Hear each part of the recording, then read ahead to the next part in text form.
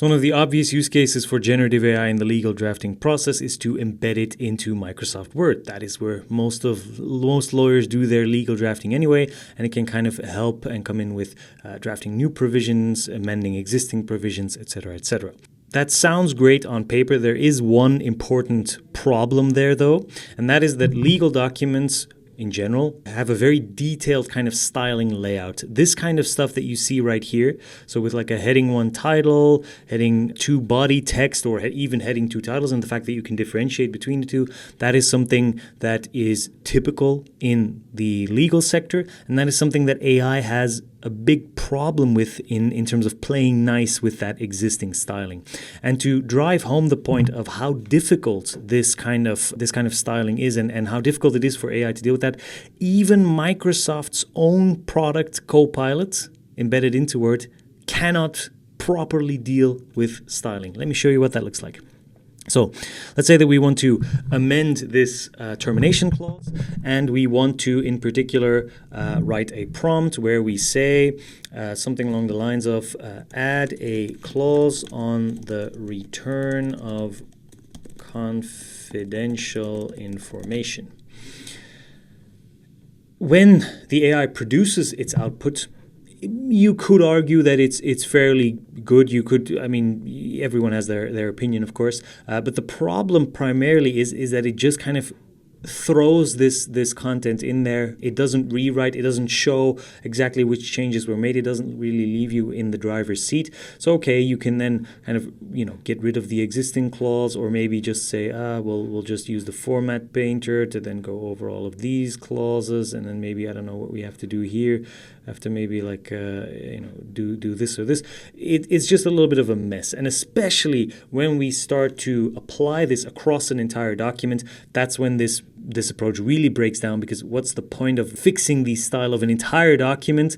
Then you're not really saving that much time anymore.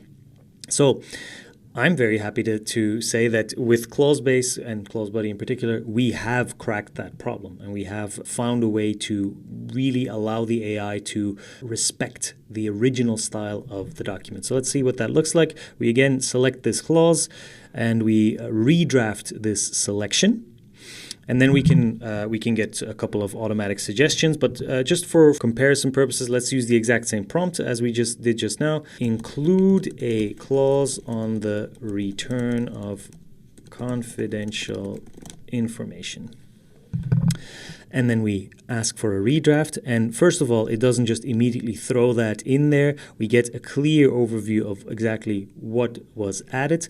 And we can then also, or what the AI is suggesting at the least, and we can then also insert this text in a kind of track changes style format, where not only we can then see exactly what was added, but also the numbering is retained and properly applied to this new paragraph.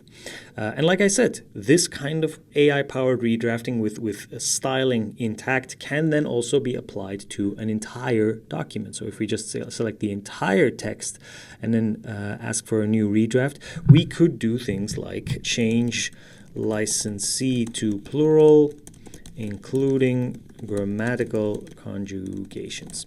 And of course, the longer your document is, the more work needs to be put in, or the longer that is going to take, the more chance you also have maybe that the AI loses some of its attention in the middle. But in any case, it's going to start redrafting this to the best of its ability, and we can also see that come in already a little bit. We can see these changes, like whereas the licensee wishes, or the licensee's wish. And again, we can apply the same principle, insert this redrafted text with track changes, and then we can, with full clean styling retained, we can see that some of these changes are being done across an entire document with all of these track changes, as you can see.